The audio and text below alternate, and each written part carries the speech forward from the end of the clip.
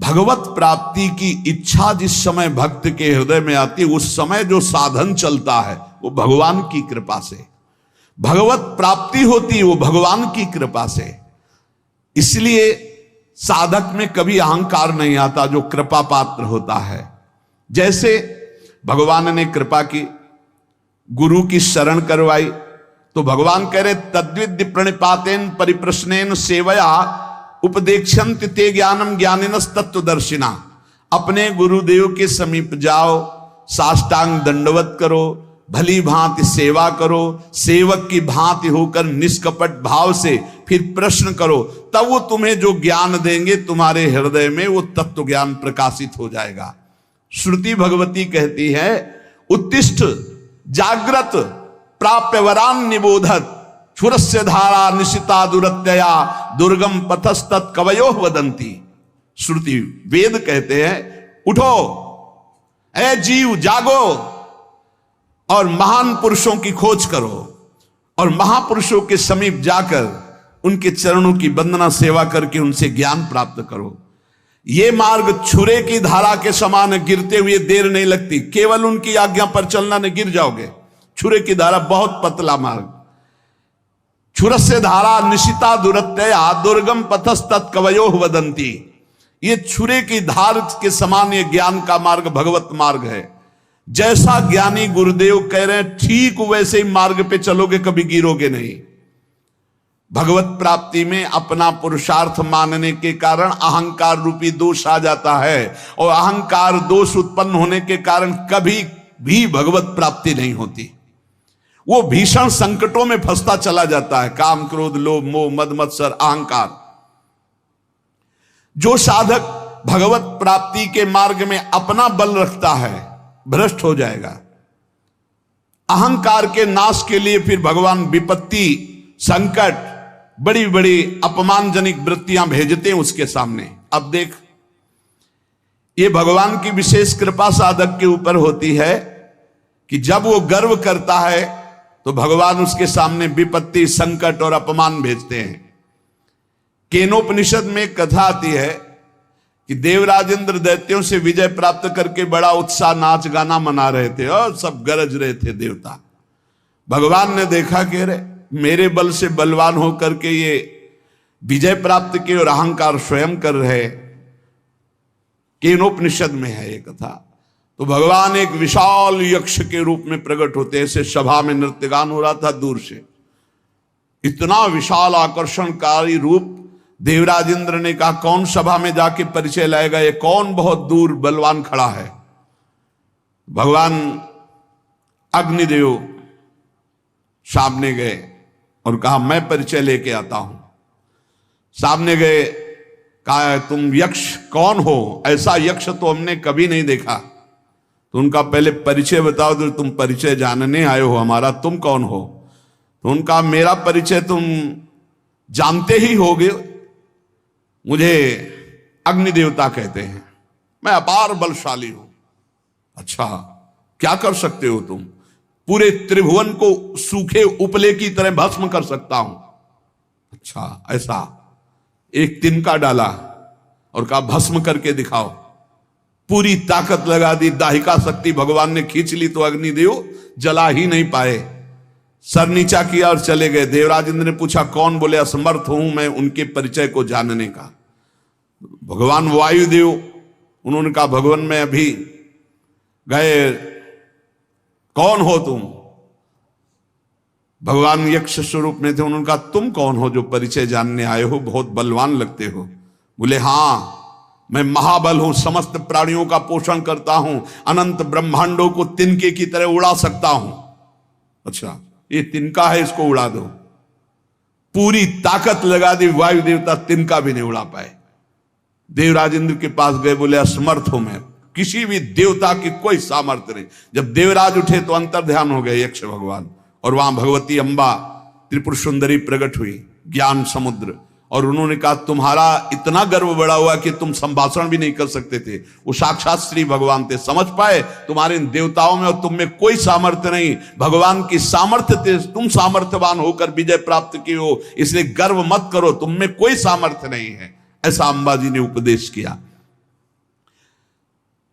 इसलिए साधक में जो परमार्थ की सामर्थ्य आती है वो भगवत प्रदत्त आती है। वो जो प्रयत्न आता है साधना में वो भगवान की कृपा से आता है। अगर अहंकार कर ले तो विघ्न पड़ जाएगा साधना में। और जब भगवान देखते हैं कि साधक को अहंकार हुआ तो उसकी पिटाई करवाते हैं। काम क्रोध लोभ मोह मद मत्सर को छूट दे देख, फिर वो पुकारता है हाथ त्राहिमाम प्रभु बचाओ, तो फिर भगवान आकर के उसे बचा लेते हैं। और जब उसको ये पता चल जाता मैं असमर्थ हूं तब सुंदर साधना दे देते हैं और चढ़ाई में चढ़ जाता है। इसलिए भगवान की शरण में रह करके भगवत बल से साधना भगवत प्राप्ति की हो रही, किंचन मात्र कोई साधक अभिमान न करे। भगवत कृपा से ही संत संग मिला, भगवत कृपा से साधना का मार्ग मिला, भगवत कृपा से साधना हो रही, भगवत कृपा से भगवत प्राप्ति हो जाएगी। आप थोड़ा भी अहंकार करके इधर उधर विचलित ना हो। भगवान का एक व्रत है, सकृदेव प्रपन्नाय तवास्मीति च याचते अभयम सर्वभूतेभ्यो ददामि तद व्रतम मम। एक बार जो मेरी शरण में आकर कह देता है हे नाथ मैं आपका हूं, मैं उसे स्वीकार कर लेता हूं और समस्त भूतों से अभय कर देता हूं। ये मेरा व्रत है, ये मेरा प्रण है। फिर ये मनुष्य भगवान की शरण में आकर अपना कल्याण क्यों नहीं चाहता जब भगवान ऐसा कह रहे। दया सागर भगवान जीवों पर इतनी अपार दया किए हुए हैं कि कोई उसकी सीमा नहीं है। वे क्या दया किए, क्या दे देते हैं। घंटों के ऑक्सीजन का पैसा लगाओ, देखो जब अस्पताल में ऑक्सीजन लगता है ना फिर घंटों का पैसा लगता है। यहां पूरा जीवन हो जा रहा है ऑक्सीजन लेते, कितनी फीस दे रहे हो भगवान को। आकाश वायु जल पृथ्वी, कितनी भगवान की अहेतुकी कृपा हम पर, दया ही दया है। भगवान ने तो सब कुछ किया, तुम्हें बना दिया, तुम्हारे शरीर को बनाया, सब तुम भगवान के लिए क्या कर रहे हो। भगवान असीम कृपा सब पर किए हैं। दया सागर का यदि हम ये कहें कि भगवान बड़े कृपालु बड़े दया सागर हैं तो हम आपको सही कह रहे हैं। उनकी महिमा के आगे निंदा करने के जैसे समान है, क्योंकि सागर की तो सीमा है, भगवान की दया की तो असीम है, असीम कृपा है। भगवान की दया की कोई सीमा नहीं। अच्छे अच्छे बड़े बड़े महाभागवत हुए, कोई भगवान की सीमा को नहीं पार पा पाया। आप कल्पना नहीं कर सकते भगवान की दया से क्या हो सकता है। कोई ऐसा उदाहरण नहीं है कि भगवान की हम दया को समझा सके। बस इतना उदाहरण देते हैं कि जैसे मां है, असंख्य जीव हैं और सब मां से ही पैदा हुए हैं अपनी अपनी। अगर असंख्य माताओं का प्यार मिलाया जाए तो जो अपने पुत्र के दया स्नेह में मां बावरी बनी रहती है एक वात्सल्य से, ऐसी अनंत माताओं का वात्सल्य जोड़ा जाए तो हमारे वात्सल्य समुद्र भगवान के एक बूंद के बराबर भी नहीं। ऐसे कृपा समुद्र भगवान है। ऐसी हालत में भगवान की दया की बात कैसे तुम्हें बतावे। मां अपने बच्चे के लिए जो कुछ करती है उसमें बहुत प्यार होता है, उसमें दुलार भरा होता है। आप इतना समझ लो, बच्चा शरारती है और दोष के कार्य करता है तो माता ही जो बहुत दूध पिला करके पुष्ट किया है वो थप्पड़ भी जमाती है, वो डांट भी लगाती है। ऐसा ही कुछ भगवान भी करते हैं। जब तुम मनमानी आचरण करते हो, धर्म विरुद्ध आचरण करते हो, तो वही दया समुद्र भगवान दया करके फिर विपरीत परिस्थितियां देते हैं। वो रोता है, लेकिन देखो एक बात यहां ध्यान रखना है, जब बच्चे को मां मारती तो बच्चा दूसरी तरफ नहीं भागता, मां की तरफ ही भागता है। ये खास बात है। मां मार रही तो भी वो गोदी में उसी की चढ़ना चाहेगा, यही खास बात है। बच्चा किसी और का आश्रय नहीं ले सकता। ऐसे ही सकृदेव प्रपन्नाय तवास्मीति च याचते। कैसी भी परिस्थिति दुख की हो, भक्त को भगवान को ही पुकारना चाहिए। परिस्थिति तभी आती है जब अहंकार कोई न कोई, किसी तरह का अहंकार, तभी विपरीत परिस्थिति आती है। अगर कोई उससे कहे कि देखा ना मामा कहता था, पीटा ना तेरी मां ने, अब तू कहां जाएगा, तो मामा ही कहेगा और मां की तरफ ही भागेगा। ऐसे ही हमें हरि हरि पुकारना है, हरि की तरफ ही चलना चाहिए जितनी विपत्ति आ जाए। इस बात पर बहुत ध्यान देना चाहिए। और जब वो मां पीट लेती है और बच्चा दौड़कर मां की तरफ जाता है तो हृदय से लगाती, आंसू पोंछती, कहती बहुत आज पीटा ना, देखो तू क्यों उपद्रव करता, मैं नहीं चाहती तुझे पीटना पर तू उपद्रव करता है, मुझे पीटना पड़ता। ऐसे हरि फिर दुलार करते हैं, ऐसे हरि आंसू पोंछते हैं किसी न किसी रूप में आकर के। भगवान स्वयं साधक को अध्यात्म की ऊंचाई पर चढ़ाने के लिए छोड़ देते हैं। चलो, जैसे अपने छोटे से बच्चे को जब मां चलना सिखाती है, पहले पकड़ के फिर छोड़ देती है, चलो, लड़खड़ाता है तो पकड़ लेती, पर वो चढ़ाती। बच्चे को चलना भी वही सिखाती है और मालिश भी वही तेल की करती है, पैरों को पुष्ट भी वही कर, पूरा का पूरा कार्य भगवान कर रहे हैं। पकड़ के सत्संग में लाना, सिखाना, चलाना, अध्यात्म की ऊंचाई तक सब कुछ भगवान कह रहे हैं। जैसे वो मां बच्चे को ऐसे चलाती है, ऐसे श्री भगवान चला रहे हैं। मां का प्यार बच्चा भूल सकता है, लेकिन मां का प्यार सदैव बच्चे के प्रति बढ़ता जाता है। मां स्वार्थी भी हो सकती है क्योंकि माया जनित उसका प्यार है। भगवान का मायातीत प्यार है, वो हर स्थिति में बढ़ता रहता है। इसलिए इस रहस्य को जानने वाला पुरुष भगवान की दया और करुणा पर विश्वास करके अन्य आश्रय कभी नहीं लेता। एक वचन आता है कि राम सिंधु घन सज्जन धीरा, चंदन तरु हरि संत समीरा, मोरे मन प्रभु अस विश्वासा, राम ते अधिक राम कर दासा। भगवान समुद्र हैं तो संत मेघ हैं, भगवान चंदन है तो संत पवन है, वायु है। इसलिए मेरे मन में ऐसा विश्वास आता है कि भगवान से बढ़कर भगवान के भक्त जन हैं।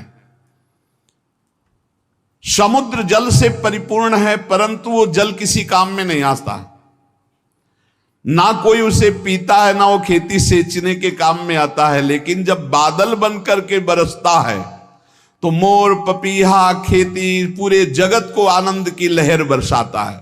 इसी प्रकार परमात्मा सच्चिदानंद घन समुद्र है, लेकिन संत जन बादल बनकर के उसी समुद्र से, उसी आनंद से आनंद लेकर बरसाते हैं। तभी सबके हृदय में क्षमता, शांति, प्रेम, जितेंद्रियता, बुद्धिमत्ता ये सब बढ़ने लगती है। साधक रूपी मोर, पपीहा ये सब आनंदित हो उठते हैं जब संत रूपी मेघ गरजते और बरसते हैं। उनकी गर्जना, उनकी वर्षा आनंद सिंधु भगवान की वर्षा है। आनंद सिंधु समुद्र से आनंद लेकर वर्षा करना है। जैसे चंदन में सुगंध होती है, परंतु वायु स्पर्श न करे तो बगल के वृक्ष तक नहीं पहुंच सकती, और वायु स्पर्श करती तो दूर दूर के नीम बबूल भी चंदन की तरह सुगंधित हो जाते हैं। ऐसे ही संत जन, भक्त जन, भगवान है चंदन और ये है वायु। ये दूर दूर तक नीम बबूल जैसे स्वभाव वाले दुष्ट जन भी संत वाणी के द्वारा अपने जीवन का परिवर्तन करके महात्मा बन गए, संत बन गए। हिंसक, चोर, बेविचारी ये उनकी वाणी के प्रभाव से भगवदानंद का अनुभव करने वाले ब्रह्म ऋषि महात्मा बन गए। संतों की भगवान से ज्यादा बड़ी कृपा होती है। संतों में कभी द्वेष नहीं होता। उनका हृदय ऐसा होता है कि दूसरे को जरा भी दुख के समीप जाते हुए देखकर उनका हृदय कांप उठता है। हे क्यों जा, अच्छा उसको लग रहा है मैं बहुत अच्छे मार्ग में जा रहा हूं, उनको लग रहा है दुख में फंसने जा रहा है। इसलिए संतों की बात कभी कभी कड़वी लगती है। नारद सिख जे सुने नर नारी, और अवश्य भवंतज होए भिखारी। देखो, मां चाहेगी बेटा खाए पिए खूब सोए, पिता चाहेगा इतना वैभव एकत्रित कर दूं किसी का कभी कोई जरूरत, और गुरु चाहेगा कि किसी काम का न रह जाए, न इसे नींद आवे, न इसका पेट भरे, न इसके पास धन का बल हो, न इसके पास जन का बल हो। एक बल हो महाबल, केवल भगवान का। बहुत अंतर है, बहुत अंतर है संसार के और गुरुदेव के प्यार में, बहुत अंतर है। वो संसार के हर कट करके एकमात्र भगवान का सहारा, और संसारी जन हर कट करके भगवान के मार्ग से केवल संसार का सहारा। जमीन है, रुपया है, बैंक बैलेंस है, रिश्तेदार है, नातेदार है, खूब मौत से खाएगा, मौत से खाएगा नहीं, काल खाएगा। काल जैसी तरिवंश प्रपंच बंच सवे काल ब्याल को खायो, या जे जान श्याम श्यामा पद कमल संग शिरनायो। भगवान की दया में साधक में कायरता नहीं आ जाती, ध्यान रखना। अब सब भगवान की दया से हो जाएगा ऐसा नहीं, वो कायर नहीं होता, वो बहुत ही कार्य प्रवीण होता है। जो गुरुजनों ने सेवा, जो भजन, जो उसमें लगा है, पर भरोसा भगवान की कृपा का है कि भगवान की कृपा से नाम जप हो रहा है, भगवान की कृपा से वृंदावन वास हो रहा, भगवत कृपा से संत समागम, भगवत कृपा से हमसे साधन भजन बन रहा है। कितनी भी बुराई क्यों न हो संत महापुरुष की, वो उसका कल्याण ही चाहेंगे। ये संतों का, कितनी भी बुराई क्यों न कर लो, तुम ही कर लो, वो कभी बदला लेने की इच्छा नहीं कर सकते। आप उनका अपमान भी कर दो, वो तुम्हारा हित ही करेंगे। वो तुम्हें दुर्गुण दुराचार से, माया से हटा करके भगवान में ही तन्मय करेंगे, तभी। ये ड्यूटी है। हरई शिष्य धन शोक न हरई, सो गुरु घोर नरक मा पर। तुम तो जहां जाओगे जाओगे, तुम्हारी जिम्मेवारी हुई, उनको भी जाना पड़ेगा। हरई शिष्य धन शोक न हरई, सो गुरु घोर नरक मा पड़े। गुरु शिष्य अंध बधिर कर लेखा, एक न सुनई एक ने। गुरु देख नहीं रहे कैसे चल रहा, और शिष्य सुन नहीं रहे कि गुरु कह क्या रहे। भगवान और भगवान की संत करुणा के भंडार है। हम संसार में गोते खा रहे हैं, वो अपने दर्शन से, स्पर्श से, चिंतन से, उपदेश से सबको माया प्रपंच से हटा हटा कर श्री भगवान में लगाते हैं। लोगों को पवित्र करने वाले जहां प्रकट होते हैं संत जन, वो भूमि पावन होती है, वो कुल पावन होता है, वो देश पावन होता है। जिसका चित्त अपार संबित सुख सागर परब्रह्म में लगा है, वो जहां बैठता है वहां पावनता का प्रचार प्रसार होता है। युधिष्ठिर जी महाराज विदुर जी से कहते हैं कि भवद्विधा भागवतास तीर्थ भूता स्वयं विभु, तीर्थी कुर्वन्ति तीर्थानि स्वांतास्थेन गदाभृत। हे स्वामिन, हे विदुर जी, आप सरीखे भगवत भक्त महात्मा जो निरंतर भगवान के चिंतन में डूबे हैं, तीर्थ रूप होते हैं। पापियों के द्वारा स्पर्श करने से तीर्थ भी मलिन हो जाते हैं, और आप जैसे भगवत स्मरण करने वाले महात्मा जब तीर्थों में अवगाहन करते हैं तो तीर्थ निष्पाप हो जाते हैं। तीर्थी कुर्वन्ति तीर्थानि स्वांतास्थेन गदाभृता। तो ऐसे संतों का, ऐसे दयालु भगवत भक्तों का संग मिल जाए तो उनको गाली भी दे, उनका अहित भी करे, तो भी वो उसका कल्याण करके ही छोड़ेंगे। जैसे किसी का ऑपरेशन करना हो, अब हाथ पैर बांध दिए जाओ, खूब गाली दे तो डॉक्टर उससे थोड़ी परेशान होता है। अब वो तो चीरा लगा के छोड़ेगा, तुम चाहे गाली दो चाहे जितना चिल्को। ऐसे ही ममता मोह आसक्ति के फोड़ा हैं, इनका ऑपरेशन होना है, बहुत चीख मचती है, बहुत चीख मचती है। कितने तो मैं बंधन तोड़ा करके ऑपरेशन थिएटर से भाग जाते हैं, और अगर चैन से आप उनकी आज्ञा का पालन करो तो फोड़ा बैठ भी जाएगा, ऑपरेशन की जरूरत नहीं पड़ेगी। बड़े कृपालु हैं। लेकिन अगर आप उनकी आज्ञा का पालन नहीं करोगे, फोड़ा बढ़ जाएगा, फिर ऑपरेशन होगा। ये दुष्ट स्वभाव वाले जो लोग होते हैं, ये कुल्हाड़ी की तरह होते हैं, और जो संतजन होते हैं चंदन की तरह। तो कुल्हाड़ी काटती है तो कुल्हाड़ी को भी सुंदर वो सुगंध देते हैं। चंदन में जब कुल्हाड़ी, तो उसको भी शीतलता और सुगंध देते हैं। लेकिन वो चंदन कटने के बाद भी देवताओं के सिर पर चढ़ता है, और कुल्हाड़ को आग में रख के उसका मुंह घन से कुचला जाता है। अगर दुष्ट लोग दुष्टता करते तो संत जन अपना स्वभाव उन्हें प्रदान करते। तुम्हारा मंगल हो, तुम्हारे ऊपर भगवान की कृपा बरसे, तुम्हारी बुद्धि शुद्ध हो। संत सुरसरी के समान, गंगा जी के सुरतरु काम कल्प वृक्ष के समान हैं। अगर हम संतों का सेवन करें तो हमारी असत वासनाएं नष्ट होकर भगवान की प्राप्ति निश्चित करा दे। श्रद्धा प्रेम करने वालों का कल्याण होते देखा है, तो मुझे आपकी इस बात पर विश्वास नहीं हो रहा है कि संत समान भाव के होते हैं। जो संतों पर श्रद्धा और विश्वास करता है उसी का कल्याण होता है। और आप कहते हैं संत समान भाव से सबका कल्याण करते हैं। मुझे इस बात पर दोष दिखाई दे रहा है। प्रश्नकर्ता तो यहां उत्तर दे रहे हैं कि श्रद्धा और प्रेम की कमी के कारण यद्यपि संतों की सब पर बराबर कृपा होती है, पर जिसके श्रद्धा और विश्वास की कमी होती है तो वो दोष ही देख पाता है, संतों पर गुण दर्शन नहीं कर पाता। जैसे सूर्य बिना किसी पक्षपात के सबको समान प्रकाश देते हैं, पर दर्पण में प्रतिबिंब पड़ता है और सूर्यकांत शीशा में भी सूर्य का प्रकाश पड़ता है, तो दोनों में अंतर है। दर्पण में केवल एक चमक भर आएगी और सूर्यकांता शीशा में आग पैदा हो जाएगी। उसके ऊपर आप कागज कुछ रखो, आग पैदा कर देगा। ऐसे ही कोई इसमें सूर्य का दोष नहीं कि उस दर्पण में कम प्रकाश दे रहे हैं, उसमें ज्यादा दे रहे हैं। इसी प्रकार संत बराबर कृपा करते हैं, पर श्रद्धा और विश्वास जिसमें संतों के प्रति है वहां ज्यादा कृपा प्रकाशित हो जाती है, और जो कम श्रद्धा वाले होते हैं उनको कम लाभ मिलता है, और जो बिल्कुल श्रद्धा नहीं है तो उनको लाभ ही नहीं मिल पाता है। संतों के पास उनको फिर जब श्रद्धा ही नहीं तो लाभ नहीं मिल पाता। जैसे दर्पण का उदाहरण दिया, शीशा का, एक शीशा केवल थोड़ा तेज पलटकर दूसरे के तेज पड़ेगा, और एक शीशा पलटकर आग पैदा कर देगा, सूर्यकांत शीशा। सूर्य सबको स्वाभाविक प्रकाश देता है, पर उल्लू बिल्कुल प्रकाश का लाभ नहीं ले पाता है। तीन बातें कही, जैसे दर्पण और सूर्यकांत शीशा और ऐसे समान भूमि, वो पलटकर समान भूमि थोड़ी प्रकाश दे सकती है। ऐसे ये उल्लू प्रकृति के जो दुष्ट स्वभाव के लोग होते हैं, ये संत रूपी सूर्य का लाभ नहीं ले पाते।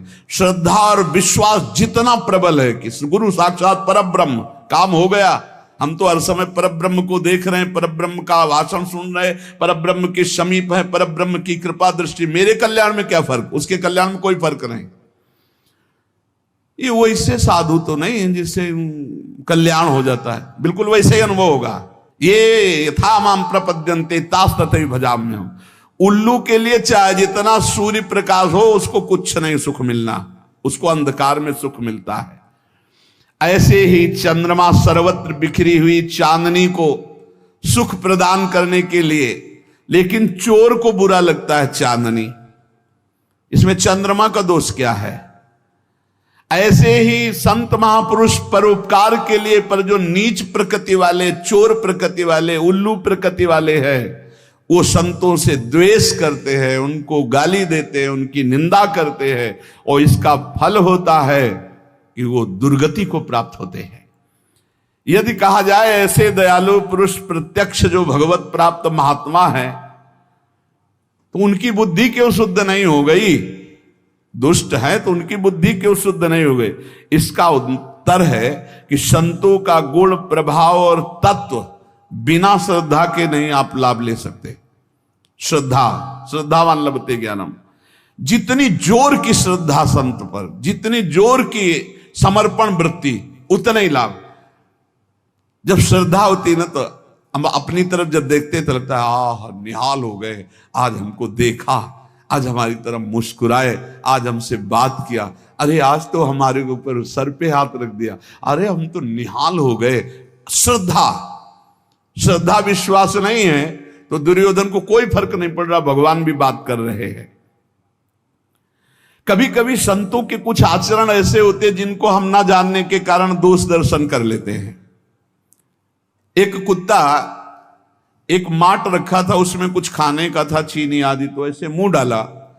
अब मुंह तो चला गया, लेकिन जब ऐसे किया तो निकला नहीं, तो भरभरा करके उसने ऐसे दीवार में ठोका, तो आधा तो टूट गया, आधा ऐसे ऊपर का हिस्सा। अब एक संत ने देखा, अरे तो कुत्ता बहुत परेशान है, लाठी उठा के, अब वो कुत्ता भागा कि इससे तो मटकी से तो बच सकते, लेकिन लाठी से नहीं बच सकते। संत पीछा के कुत्ता भागता जा रहा है, आखिरकार संत दौड़कर लाठी का प्रहार किया। कहां? उसके गले में पड़े हुए उस मटकी के शेष भाग। अब वो टूटा। बाद में कुत्ते को समझ में आया, मुझे नहीं मार रहे थे, ये तो हमारे बंधन को काट रहे थे, जो गले में बंधन उस माट का हो गया।